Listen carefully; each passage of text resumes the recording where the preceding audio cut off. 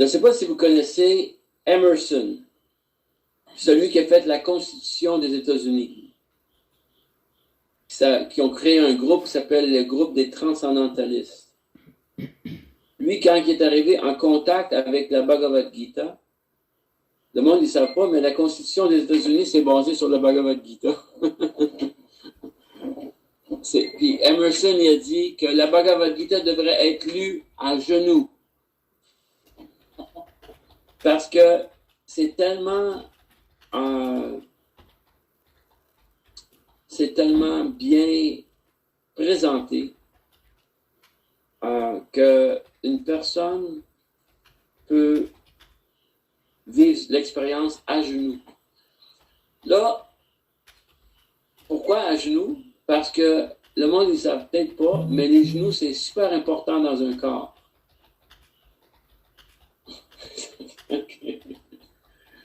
Les genoux, c'est super important dans un corps parce que c'est les genoux qui fait notre fierté. Puis quand une personne... Oui, tiens-toi debout, mais c'est à travers tes genoux. Donc, les genoux, c'est super important pour quelqu'un. Si quelqu'un devient soumis, il faut le mettre à genoux. Oui. Non. Si quelqu'un devient soumis, c'est par les genoux. Donc, si une personne a le choix de devenir soumis, c'est à la gloire de Dieu. C'est pour ça qu'on offre nos hommages aux Vaishnavas. Vanchakal Patarubhasya, Kripasindu Gaivacha, Patitanam Pavanebhyo, Vaishnavebhyo Noma. À genoux. On rentre dans le temple à genoux.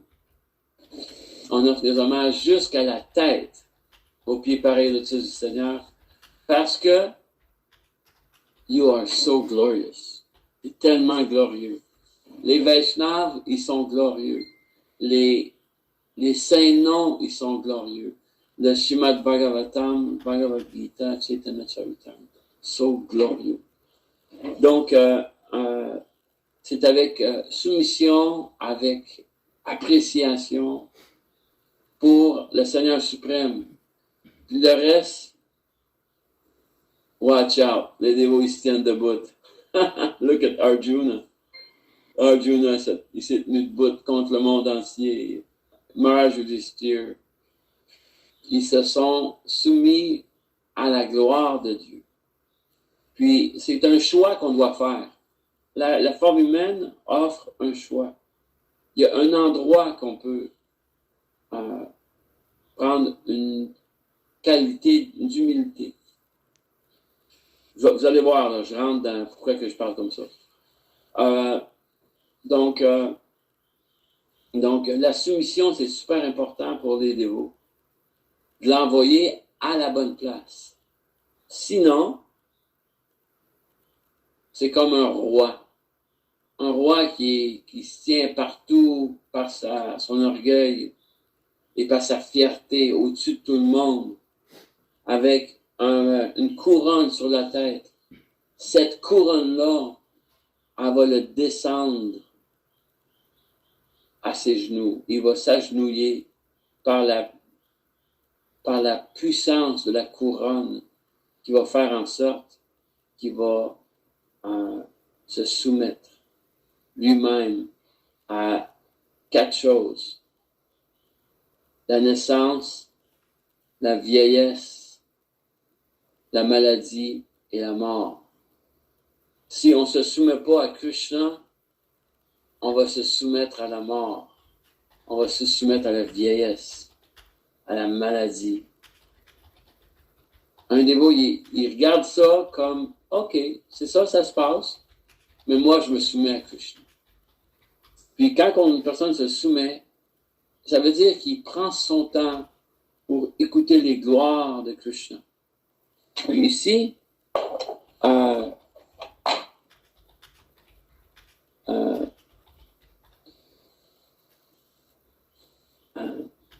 La reine Kunti, elle a fait ses belles prières.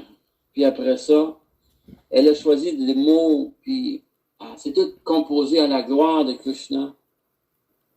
Puis Krishna, lui, il l'a pris avec un doux sourire, où se retrouve toute la fascination de sa puissance surnaturelle. Dans la tonnerre reportée, vous voyez que les êtres, on est fait pour être fascinés. C'est notre constitution d'être fasciné parce que on est insignifiant, Dieu est grand. Donc, la fascination, c'est un des aspects.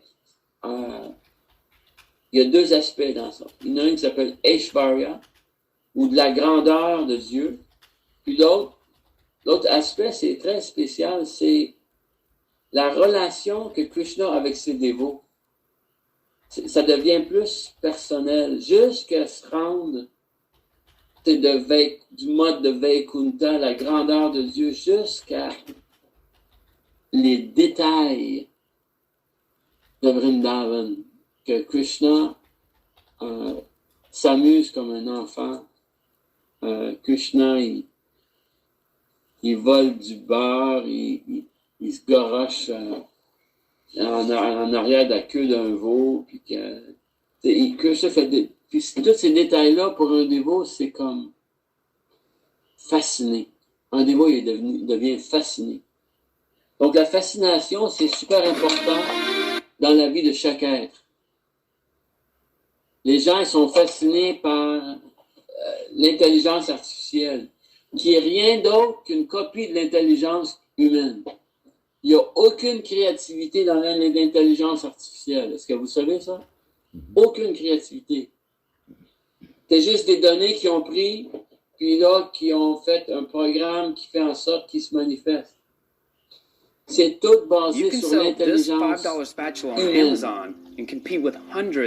Donc, l'intelligence humaine copiée devient l'intelligence artificielle, puis une personne va glorifier l'intelligence artificielle. Non, on glorifie Krishna même pour l'intelligence artificielle. Parce qu'elle vient de l'être humain, que lui est inspiré par Krishna dans son cœur. Donc, il n'y a rien qui existe en dehors de Krishna. Tout est glorieux dans la gloire de Dieu. Il n'y a rien en dehors. C'est ça qui est la réalisation que les Écritures nous offrent. C'est qu'il n'y a rien en dehors des gloires de Dieu. Donc, même la bombe atomique, la bombe nucléaire, même la destruction, c'est bien fait. C'est très bien détruit.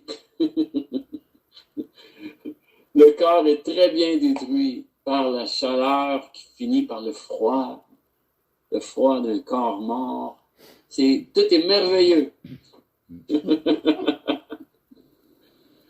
Mais le dévot, lui, c'est plus dans la gloire de la vie qui émane de l'éternité.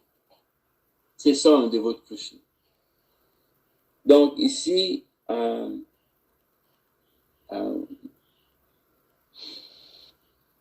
c'est marqué, c'est que l'énergie du Seigneur se manifeste de diverses façons, comme l'énergie électrique, avec ses multiples pouvoirs. Donc, l'électricité est neutre. Mais tu peux avoir un frigo ou tu peux avoir un poêle avec cette même énergie.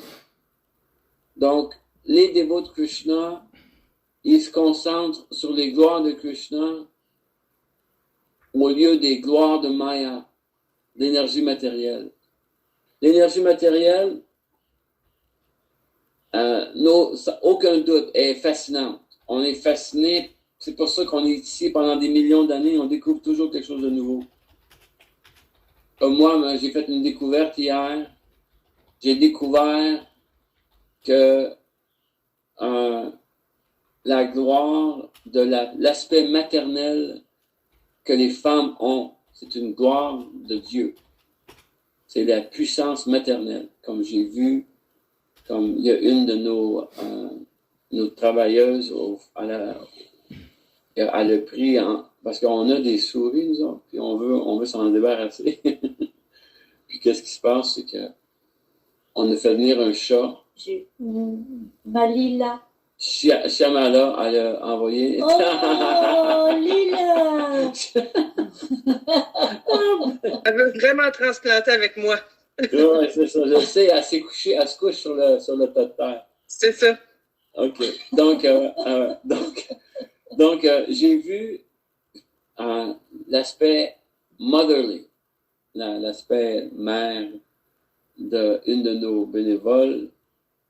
Là, j'ai dit, je pensais que c'était juste Shyamala qui était comme ça. L'autre, elle pleure parce que son bébé il est rendu dans le sein de l'autre. Puis, mais j'ai compris que dans le fond, les gens, en général, ils sont protégés, sécurisés par les femmes. Puis, les femmes ont l'habilité d'offrir, surtout si les femmes sont sécurisées eux-mêmes, ils vont sécuriser encore plus. Ils vont faire une expansion de sécurité. Oui, ça c'est leur aspect. On a besoin de sécuriser par les hommes. Oui, c'est ça. Donc, si dans un royaume, ou dans une famille, ou dans une business, ou dans un projet quelconque, les femmes elles se sentent protégées, ils vont créer l'expansion, la protection. Donc, s'ils sont protégés, ils vont protéger. Donc, c'est spécial de voir cette expansion-là. C'est une énergie de Krishna. C'est une énergie de Krishna. C'est incroyable. Ça va jusque dans les arbres. Les arbres qui protègent le petit arbre à côté, à travers la nourriture qu'ils ramassent à travers les racines, puis qui envoie dans les racines de l'autre arbre à côté. Ça va loin, là. Donc, Krishna, lui, quand une personne reconnaît que c'est toutes des énergies de Krishna, ben, à ce moment-là, une personne va dire, j'aimerais ça le connaître, Krishna. C'est toutes ces énergies à lui. J'aimerais ça connaître, Krishna. D'où, c'est quoi la source de toutes ces énergies-là? C'est comme, on dirait que c'est une source intarissable. C'est quoi ça? Ça, c'est Krishna. Wow! Ben, imagine-toi que c'est pas juste les énergies de Krishna qu'un dévot veut savoir. Il veut vivre l'expérience de l'association de Krishna. Puis Krishna, il se manifeste surtout à travers ses dévots, ses saints noms. Donc, ça n'arrête pas. Puis on peut voir aussi ici le mot Maya. Il veut dire illusion et aussi il veut dire miséricorde. Donc, si on le voit en tant que miséricorde, on peut voir comment est-ce que Krishna, c'est lui qui produit toute l'opulence qu'on a dans ce monde, la protection qu'on ressent, la joie de vivre, même dans ce monde matériel, émane de Krishna. Krishna nous laisse savoir des fois que non, c'est pas juste ici qu'il faut manifester cette joie. Parce que cette joie ici est éphémère. Mais il y a une joie plus profonde. C'est là qu'un dévot développe sa relation avec les saints noms de Krishna, quand il chante le japa, quand il accepte les dévots comme des représentants de Dieu. C'est important de voir les dévots comme des représentants de Dieu. C'est comme Murari, il me regarde, il y avait un mal de dents. J'ai dit à Murari, il ne faisait pas confiance parce que je voulais lui toucher l'endroit sur la tête qui va prendre soin de son mal de dents. Ça va être ici, puis ici. Tu pousses ces endroits-là. Là, il voulait pas, il trouvait ça drôle que je sois avec lui comme ça, puis que je veux y toucher là. Tu sais. Puis il dit, regarde-moi juste comme un docteur. Il dit, ben ça, je peux essayer. Donc, c'est ça, il faut essayer de regarder les dévots les humains en entour de nous qui chantent les saints noms comme des dévots. On va essayer de regarder les dévots comme des dévots. Si on fait juste essayer, ben, Krishna va nous montrer sa gloire à travers les dévots. Ça, c'est super important, ça. C'est primordial. Comme ça, on va avancer spirituellement, on va voir comment est-ce que Krishna se manifeste. Même Prabhupada, il se faisait plutôt brasser ici et là. S'il y en a un qui arrive en 1965, en 66, un monsieur qui était là chez eux, il vivait chez quelqu'un, puis le gars, il prenait de l'LSD, puis il voulait tuer Prabhupada. Lui, il l'a pas vu Prabhupada comme un dévot. Prabhupada, il est parti en courant, essayer de sauver sa vie contre quelqu'un qui n'avait pas la possibilité de le regarder comme un dévot. Mais Prabhupada, il s'est mis à la miséricorde de Krishna. Il a démontré comment complètement dépendant. La reine Kunti, elle montre comment elle est dépendante. Donc, c'est facile pour elle, même si c'est la tante de Krishna, de mettre ses mains ensemble, jointes, et vivre l'expérience de la gloire de Krishna. Puis elle choisit des prières qui sont sans fin. On peut méditer sur ces prières-là pendant des années, puis on ne verra jamais la fin de ces gloires. All right. Est-ce qu'il y a des points que vous avez appréciés sur le teneur et portée, sur des sujets qui vous attirent, sur les attributs du Seigneur qu'on glorifie avec des slokas choisis, des mots choisis? Quand une personne choisit des mots pour glorifier Krishna, c'est comme la musique à nos oreilles. C'est une personne démoniaque qui va vivre d'autres choses. Moi, j'aimerais juste dire que l'intelligence soi-disant artificielle, ouais, c'est sûr que faut pas que tu donnes tes informations personnelles à ça, mettons, là, mais ça peut être très utile, puis ça peut être utilisé directement dans le service de Krishna. Il y a des trucs qu'il y a même 10 ans, ça leur a pris des heures et des heures et des heures à faire. Puis aujourd'hui, avec des logiciels qui ont l'intelligence artificielle, ben ça se fait en quelques secondes. Ouais. Mettons, si tu fais de la translittération et des trucs comme ça, ou whatever que c'est là, même si c'est pour nettoyer peut-être des recordings de Prabhupada qui a du noise en arrière, ben tu peux tout l'enlever puis tout. Fait que tout peut être bien utilisé. Allez, Krishna. Ouais. Même aussi pour faire des recherches là, sur un sujet précis, mettons, tu veux savoir dans quel verset déjà que ça parle de tel sujet, mettons, dans le Bhagavatam, ben, il va te le sortir tout de suite. Là, oui. Ça, c'est merveilleux. Ouais. Ça aussi, ça nous empêche pas de aussi essayer d'étudier les Écritures. Mm-hmm. Ça, on peut pas...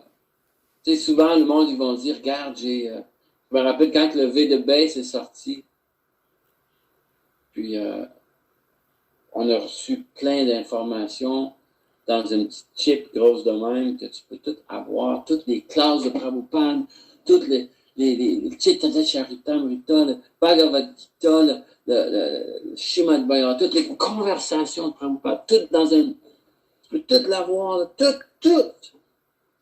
Oui, mais peux-tu prendre 10 minutes puis en lire un peu?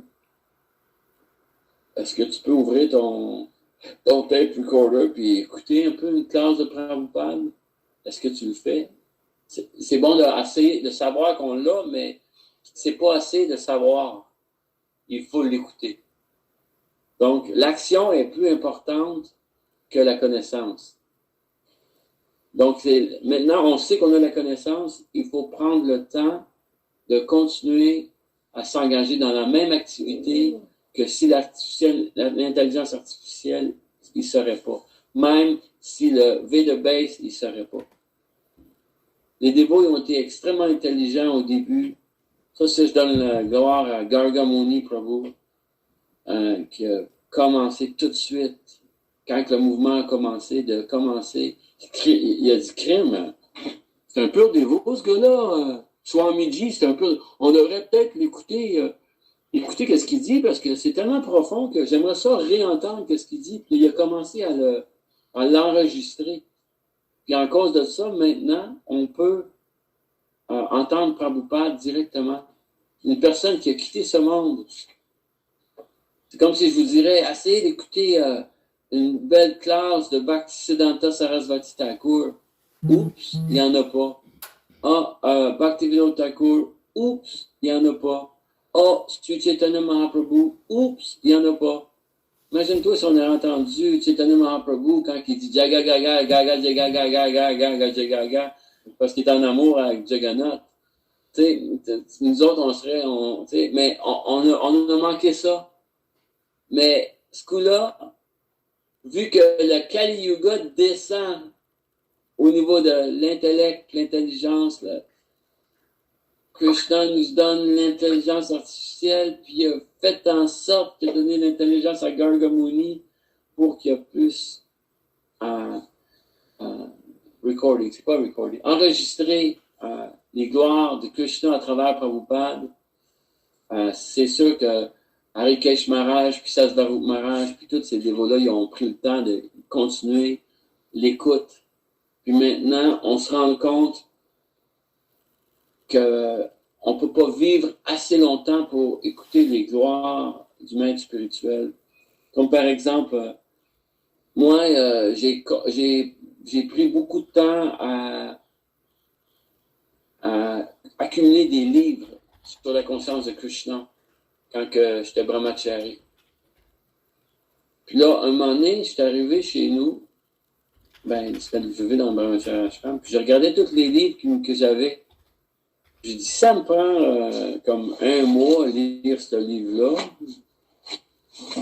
J'ai tellement de livres que j'ai assez de livres pour vivre pendant 300 ans. Là, je ne me rendrai pas à 300 ans. J'ai arrêté d'acheter des livres.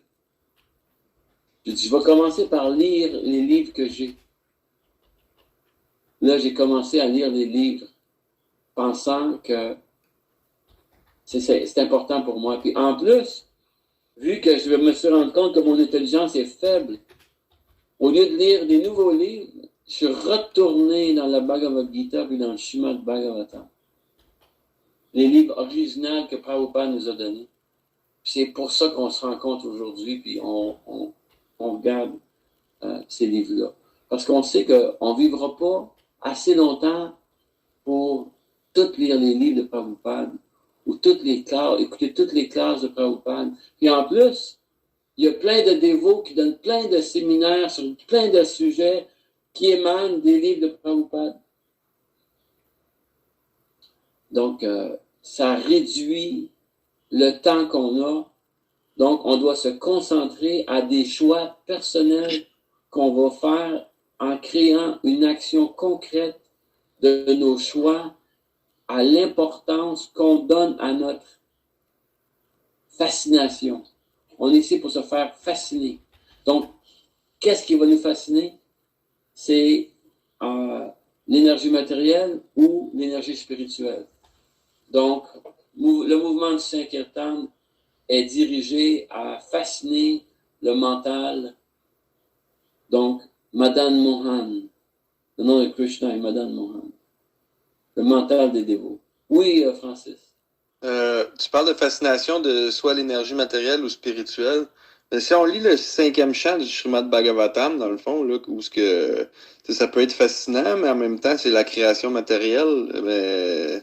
Mais il en parle, il y a tout un chant, et tout le 5e chant est dédié à ça. Est-ce que ça peut... est-ce que tu peux m'expliquer, dans le fond, Qu'est-ce qu'il y en est par rapport à ça? Parce que. Pourquoi qu'on écouterait la création Ouais, c'est ça. au lieu de... Pourquoi Vyasadeva, il prend tout un canto pour parler de la création matérielle?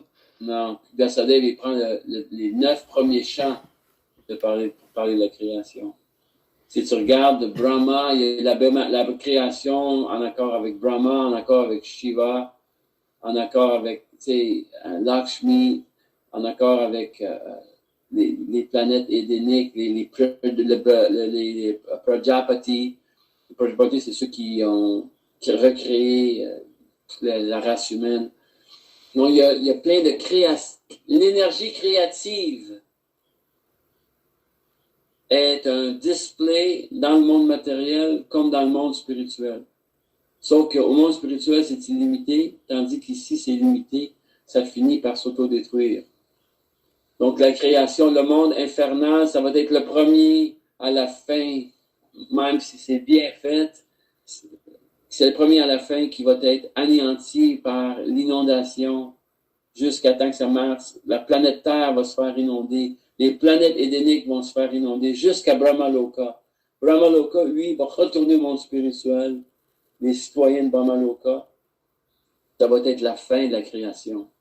Donc, c'est pour bien comprendre, parce que on va dire que tu veux jumper, ok? On va dire que tu